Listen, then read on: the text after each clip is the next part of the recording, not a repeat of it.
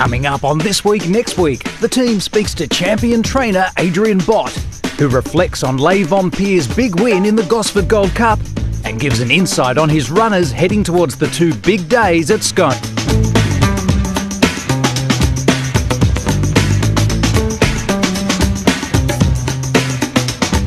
Hello, I'm Ray Thomas and welcome to This Week, Next Week. Corey Brown alongside me. Look back at what was another terrific Gosford standalone meeting, and this weekend, of course, the 2-day Scone Cup Carnival. Scone Cup on Friday and the stakes races headed by the Dark Jewel Classic on Saturday at Scone. Gosford again put on a really good race meeting, Corey, and some promising horses, including Know Thyself winning the coast. Some really nice horses, Ray, and what I was happy for, the club itself, is to get that meeting back. Obviously they missed out last year, but the way the track raced as well, like first couple of races are a little bit sort of iffy. Down the back was obviously a really soft 7, and then the track in the straight was a sort of a 4. Good times, and they sort of come from everywhere, so it was just good to see the track back, and it'll only get better. Exactly, and heading to Scone this weekend, Scone Cup Friday, and then that big day on Saturday. It's funny because half the town, they have the half day off on the Friday. You get a huge crowd on the Scone Cup, smaller crowd on the Saturday, well, the stakes races, but two really good days at Scone. I just hope the heater gets turned on because the forecast is a bit cool, 14 You'll have degrees. To wear some socks at Scone, I've already been wearing the socks. I've been wearing them in. Fair enough. Let's go to some replays from the Gosford standalone course. Impressive performances, and Le Mans was terrific first up for Jason Call. Great ride, Corey, by Alicia Collett. She's riding so well. We've commented a few times, especially there on the weekend. The weight that she can ride, she's so strong and effective on all style of horses. Like, she's really very aggressive, but still very, very balanced, and I can't wait to sort of see her in Sydney on a more permanent sort of, you know, she's just riding well. She's certainly not just city class, she's top 10 Sydney. She's 100%, you know, and there's plenty of room for her, and the support that she's been getting, I wouldn't be surprised, like I said, if the move doesn't become permanent into town. Now's a good time to do it because the top jockeys will go to Brisbane, obviously, so she could really cement herself over the winter months. And she was fraction unlucky there not to ride another winner there on the weekend. No, very good there on Le Mans. Here's Les Vampires in the feature of the Gosford Gold Cup, and this was a good ride by Winona Cost, and she didn't panic when the challengers came just before the home turn. He was very strong. He was strong, Ray, and what I liked about him, and we'll speak to Adrian later on about it, his turn of foot. Like, I know he only had the 53 kilos, but he's just never shown that turn of foot before when you go back through his form. She nearly got caught napping at about the 600 when the pressure come into the race, but she slid with the speed, and when she pushed the button at the top of the straight, he was explosive. And for a big horse, an awkward type of horse, to get round that track Gosford and still have that turn of foot is pretty impressive. Yeah, and lovely ride by Winona Cost, and has had so much success for Gain Adrian over the years. Here's the coast, the $500,000 the coast, and Know Thyself was going up in grade but down in weight, and he just keeps winning. That ceiling just keeps getting further and further away, I reckon. He's one of those horses. He's a plain type of horse. I'm not going to say ever jumps out at you in his parade, but he's just a tradesman. Like, he was there to be beaten on the weekend, obviously with the 53 kilos. Ash Morgan, who's riding in terrific form, sent him for home, topping the straight, but the challengers come at him, but he just kept bashing them off, so he's a really nice horse in the making. Interesting, Corey. We were talking to Paul Massaro on Sydney Radio yesterday morning, and he made mention of the blinkers, and he thinks the horse, he's a great chaser. But when he got to the front, he was almost waiting for the other horses to come after him. Whether he keeps the blinkers on or not, he's not sure now. He might just want to put a set of visors on him so he can still have that little bit of a look, but like I said, Ray, he's just a nice tradesman type horse. Exactly. We'll talk to Tim Ryan a little bit later on the show to see what price he is for the Scone Cup on Friday. They're desperate to get the horse into the race, but there's 43 noms, so he might be a borderline chance. Here's the Takeover Target Stakes. Terrific finish, half length covering the first 5 at Richard Litt and his ex-Godolphin horses. He does it again with Barber. This is nearly the win of the day, Ray. Reason being, they went quite slow down the back, and it's noticeable that the first and second horse got sort of pushed out. 3 and 4 wide, had to come around the leaders, got there way too soon, the both of them, and were there to be beaten. But the way they stuck on, a pretty good training performance by Richard Litt. Litt. And they said there was a stack of money for it as well. So well done to the stable. Yeah, and that man Tyler Schiller, he's riding so well, has done all autumn. Corey, I'd love to hear your thoughts here. This was just an outstanding win. I know you can get carried away with wet track form, but Beedman made it look so easy. He's top notch. I think he is top notch, Ray. You know, look, he's probably not beaten a great field up there on the weekend, but if J-Mac had kept even just urging him, not even riding him with the whip, just urging him through the line, he clocked off at about 50 metre mark. He would have beaten them by a solid 50 metres, I reckon, if he had let him run. Win, isn't it? That's a huge win, and that's a big margin. And interesting, James post-race said he couldn't hear his rival, so he wasn't sure how far in front he was. And when he finally got a chance to have a look, he didn't realise he was 8-9 lengths in front. Yeah, honestly, it was a super win, and I spoke to Peter, and Peter said, look, he's still a little bit, he's not there yet. He said he's a little bit quirky, and he doesn't do everything right, but he's definitely on the rise. Yeah, lovely horse. Probably goes to the size and the JJ Atkins. And Annabelle and Rob Archibald had a great day, and here they are winning the Gold Coast Guineas with Bazusto. Who puts them to the sword, Corey? He does. He puts them to the sword well, and hasn't this stable fired since they've been married, this couple, Rob What are you suggesting, Corey? No, I'm not suggesting anything, but no, I was pretty impressed with this horse's turn of foot up there on the weekend, because that track, it raced a heavy 8-9, but explosive turn of foot there for Josh Parr. He's heading towards a Stradbroke, that horse, and he'll be a great lightweight chance if he gets in. As Corey says, look at that turn of foot under Josh Parr. Bazusto, of course, he won the Magic Millions Guineas. He's already Group 1 placed in New Zealand, so they'd love to get that Group 1, probably through the Fred Best, a race like that, into the Stradbroke. Well, here's the Hollandale Stakes, and well, doesn't Blake Shin ride Antino so well, Corey? He does. He just knows how good a turn of foot he's got on all sorts of going. I always remember his ride down there in Caulfield, Ray, when he took off at about the 700 metre mark, and he just, sent him for home. He's another one. He just gets over this going. He makes it look like he's on a good track, but obviously a heavy track. Again, I just love the way Blake rides him with such confidence. He sort of sees control of the race there in the home turn, but to be fair to the horse, he had to sustain that run, which he did in the Toorak last spring, and he's done it again. But Faulkner Park runs on well, but he's in a race of his own. He just beats him as soon as Blake pushes the button for that first 100 metres.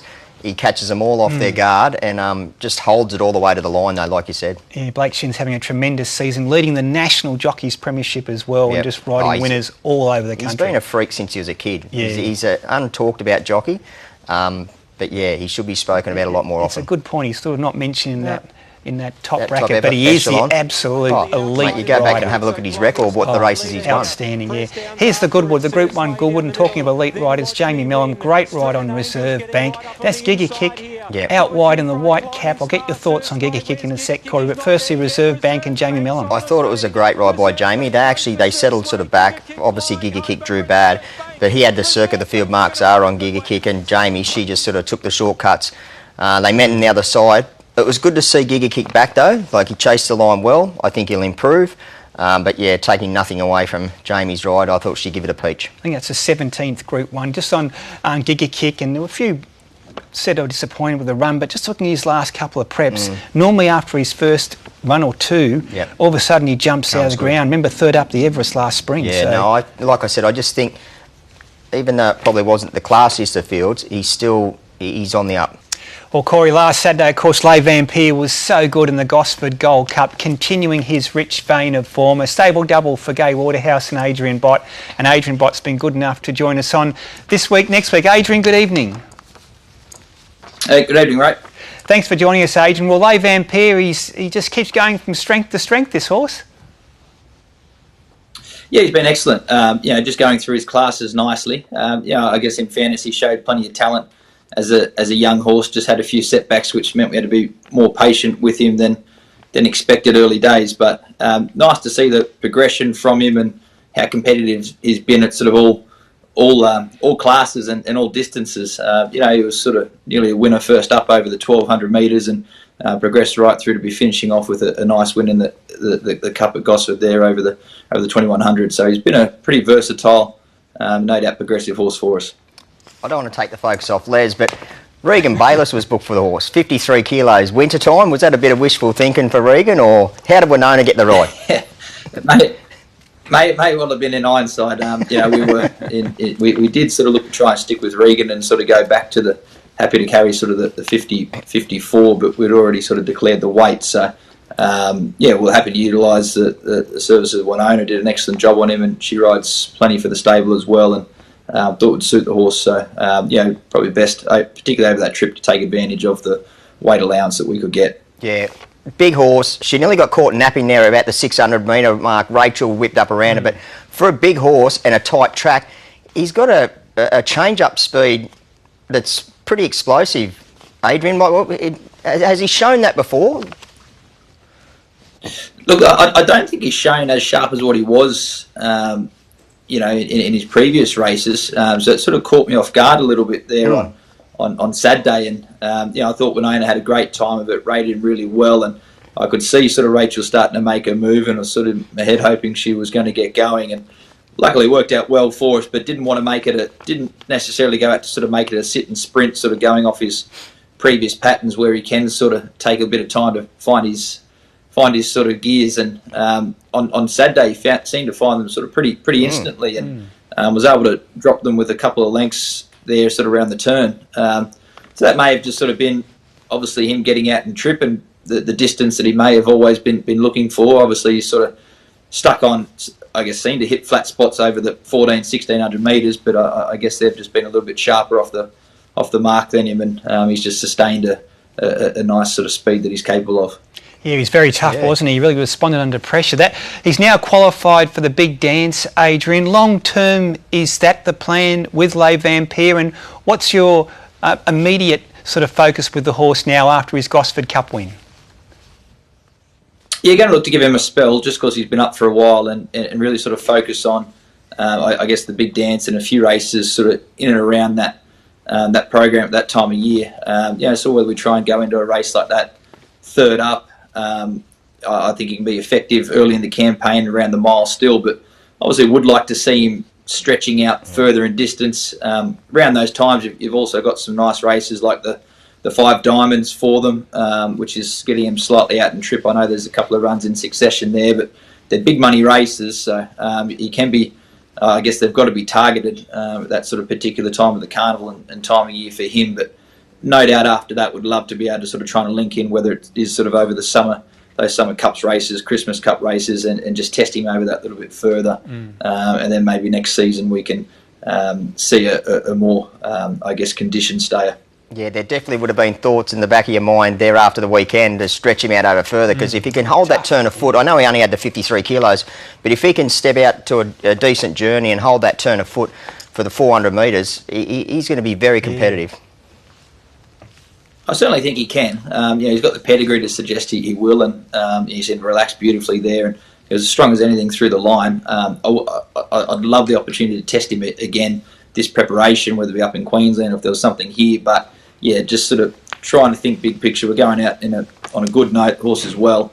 Just give him the best chance to sort of take every benefit of the spell while we can. So we'll have to find out next campaign. Yeah, no, I understand. What about Enter the Dragon, Adrian? Just keeps winning this horse, and he was tough again at Gosford on Saturday.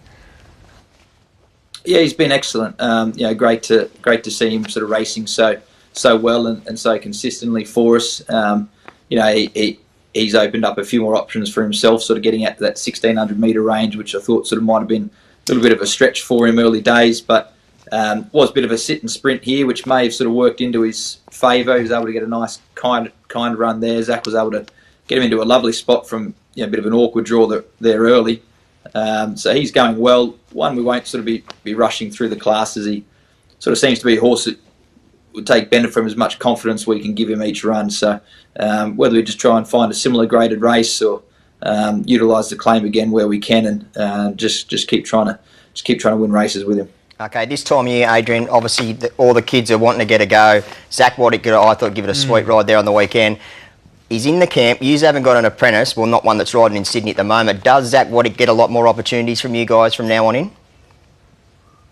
Yeah, look, I think certainly, he seems to haven't had much to do with Zach to date. He's pops his head in for a few jump outs and has come and given us a hand. So it's sort of, that's where I guess it opens up a few opportunities like this when we're looking for riders. Anna Roper, Molly Burke, they've all been very, very similar at present, all been coming in from time to time, and we try to give them the opportunities where they can. I must say, each and every single one of them has capitalised when they've got the opportunity, so happily be supporting them.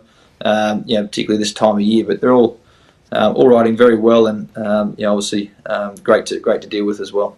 He kept his balance, didn't he, Zach, under pressure? And you would have been absolutely stoked because he knocked the whip out of Tyler's hand. Yeah, I heard you Had say Tyler that, have had it, might have been a different story, exactly, I reckon. Yeah. Adrian, can I ask you about a horse that won last week, a filly at Kembla Grange? I know we can get carried away with provincial form midweek, but there was something about the winner, Bella Montagna, that tells me she might be pretty good this form in New Zealand filly. Having her first start for the stable, she monstered them at Kembla. Yeah, it was a nice win. She's only going to keep improving if she can get out over further. She brought over some nice form from New Zealand. I think she was Group 2 placed. She just needs to sort of get out to that Oak style of trip. I guess obviously we're a little bit pushed for time, but she could be a filly we try and see in a fortnight's time up in the Roses, and still trying to get through to the Queensland Oaks path. There may be another run for her here in Sydney prior to going up, but encouraging start the way she raced here. And obviously she's going to be able to keep improving as she can get over further, as a form and pedigree suggests. The further that race went, the stronger she got, Adrian. That was 1,600 metres first up, so no doubt she'll have potentially a classic preparation in mind for her. Also last week, Adrian, you produced a filly first up at Warwick Farm called Ago Award. I thought she was really impressive, ran faster time than the boys, regulated a fair, won the earlier race for the Colts and Geldings. He's highly rated, but this filly did her job in really good style, Adrian. Yeah, she's a lovely filly. We resisted the temptation to nominate for the Scone fillies race on Saturday. May just hold her over a week longer just for the Saturday 1,200 metre race. I don't think we'll go too deep into this campaign. She's a filly I think we can see certainly a lot more of in the spring. But I guess at this stage it's still important we sort of try and get her as exposed, I guess, or conditioned as possible prior to taking on those better class fillies. She needs to get some prize money, get her rating up, and just did a couple of things wrong there on race day that just want to sort of try and iron out and just give her that a little bit more confidence before we step her up too much. But I do think she's a nice style of filly. There doesn't look to be much of her, mate, when you see Timmy Clark on them, and Timmy Clark looking big, so she's obviously not real big. Yeah, it's interesting. She can be a little bit deceiving like that. She's certainly a strong filly. There's plenty of substance to her, plenty of sort of depth, and she's quite thick. Sort of when you stand into her, there is plenty there, and certainly plenty of speed and substance in what we've seen from her. Yeah, lovely filly by Wootton Bassett, so she's got it all ahead of her. Speaking of Scone, Adrian, you have nominated a very nice Zoo Star filly called Stardom for that 2-year-old fillies race, the Woodland Stakes, and Stardom looked pretty good at Wagga last start.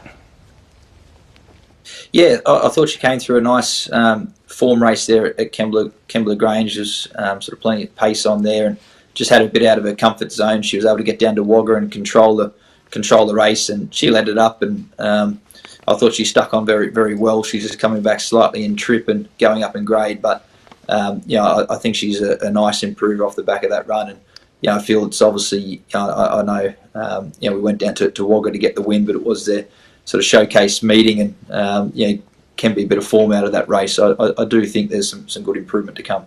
Yeah, that Woodland Stakes always throws a nice filly too, so watch out for Stardom. You have a nice team heading to Scone for the 2-day carnival. Adrian, firstly, Major Beale likely to run in the Scone Cup on Friday? Yeah, most certainly. He was just in need of that run first up, probably a little bit short of his best. He should be a big improver. The mile and big track there should suit him, and any rain around is certainly going to be welcome for him. And on Saturday, in the Luskin Star Stakes, this horse is going really well at the moment, the instructor, and a stakes winner at Mornington, 2 starts back. Good again last start, and a strong sprint race at Wagga. He looks well suited around Scone. Yeah, he does, and just can't fault the horse at present. He's just seems in really good form. He's a very happy horse. He's holding that form really well, and everything that we're seeing from him at home, around the stable, on the track, and he's obviously been racing very well at a good level for us. So looks to be a nice step for him, I believe. And two more, if I could, Adrian. The Novelist is in the Hortensia Stakes, and I'm looking forward to seeing the return of Gerringong. She showed a lot of promise last summer, won her first 2 starts. You tested her at the Magic Millions Carnival. She resumes off 2 trials in the Denise's Joy. How's Gerringong coming up, and your thoughts on the Novelist as well? Yeah, Gerringong, she seems to be back in really good shape. She did quite a bit in her first campaign. It may have sort of ultimately been just a step too far that first time round. I think it was only very early days to take her up to Queensland, but the format of that's been very good, obviously, and she seems to be back in really good shape. So a nice race to kick her off in with improvement to come. And the Novelist, he does generally find them a little bit sharp for him first up, and just sort of even getting out to that 1,200 metres does help him that little bit. But he seems in good order. Adrian, what about the team up in Brisbane? How many are you taking up there? Yeah, got a nice team on Saturday. Very interesting stayer. Sir Delius having his first run for us. He's had a couple of trials here before heading up.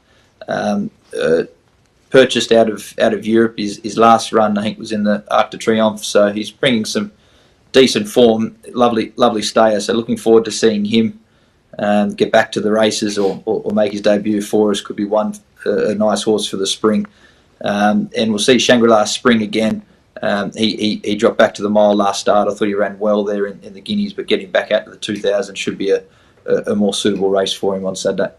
Yeah, that's Sir Delius. Is that the Group 3 winner from France, the son of Frankel? He's won 2 trials recently, Adrian? Yeah, that's him. He's had the 3 trials in preparation for going up there. Just wanted to, I think the 2,000 metres will be a suitable race for him. First up, he should be sort of well weighted there under the conditions, and just looks at an overall sort of nice race to kick him off in for a horse that I'd be hoping to see more of off the back of this campaign.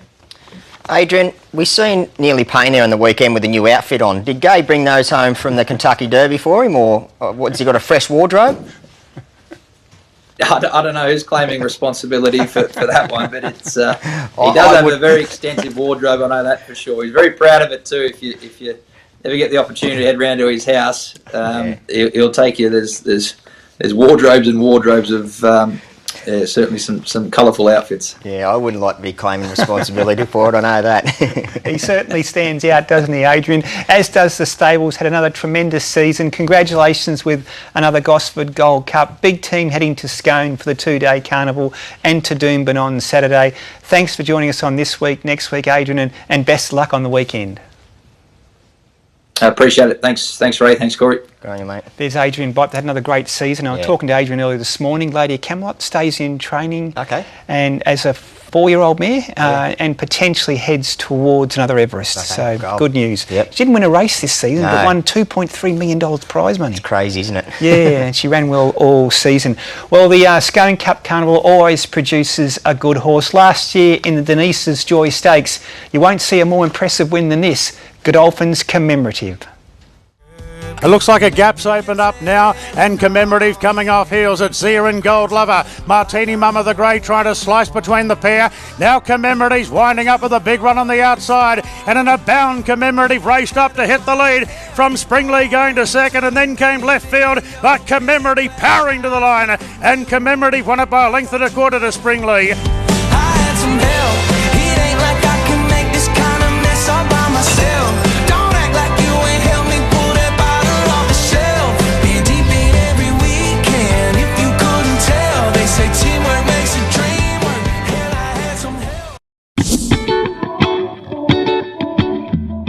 Insurrection takes the inside run, joining Hard to Say, then came La Melody. Quick Tempo slicing through. Now Opal Ridge given the cue, the outside, With Your Blessing up the fence. There's many chances here. Opal Ridge letting down, With Your Blessing the inside, but Opal Ridge, Ionomo storming home at the end, but Opal Ridge does it again. Opal Ridge first, Quick Tempo second. That was Tommy Berry winning the Hortensia Stakes on Opal Ridge. The Hortensia, one of a number of feature races this weekend, and what's always an outstanding Scone standalone meeting. And Tab's Tim Ryan is in the studio to give us all the latest odds. Tim, good evening.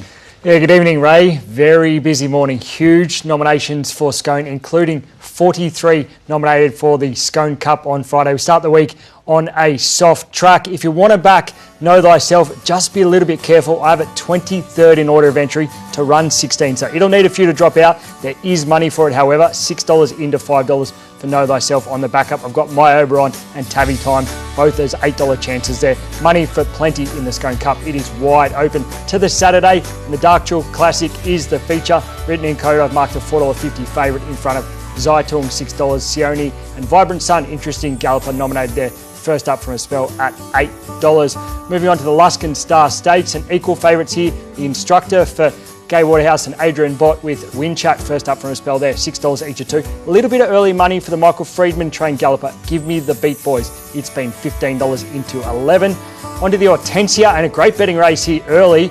Big go for the local Clear Thinking. I put up $8. It was nom for a few races. I think it's going here. It's been $8 into $4.50. It's equal favourite now with Pisanello. But money also for Compelling Truth, 11 into 8. Caballas, 15 into 11. And I Am Unstoppable, 15 into 11. So good betting race, the Hortensia. Moving on to the Group 1 on Saturday, the Doomben 10,000.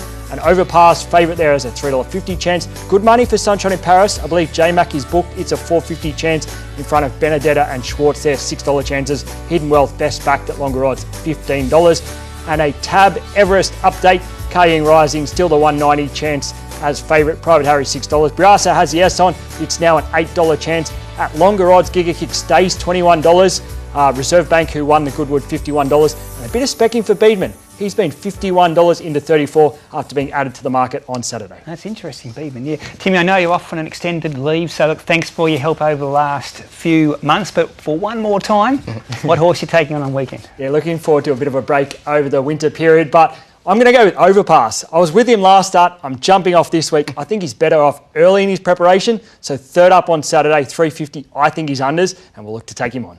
Thanks so much, Tim, and again, thank you for your help on this week, next week, through the autumn. Well, heading towards the Scone two-day carnival at the end of the week. Plenty happening in New South Wales racing. We're at Taree and Wellington on Tuesday.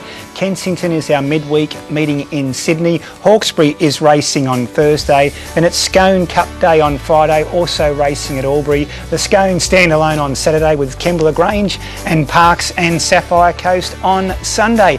Corey, I think I might know who you're taking on. It wouldn't be fair to have Timmy have the last laugh, so okay. I'm on Overpass. Fair enough. Bring it on! It'll be hard. What is the score, do we know? We've worked that one out? I think, well, mate, I don't know. It's got to be even. Okay, fair enough. For me, I think that move for Clear Thinking is worth following. She's in the Hortensia Stakes. Paul Massara and Lee Gavranich having a great run. The Scone Cup Carnival on Friday starts on Friday, of course, and the Scone Standalone on Saturday. Can't wait for it. Thanks so much for joining us on This Week, Next Week. On behalf of Corey Brown and I, we'll see you next Monday.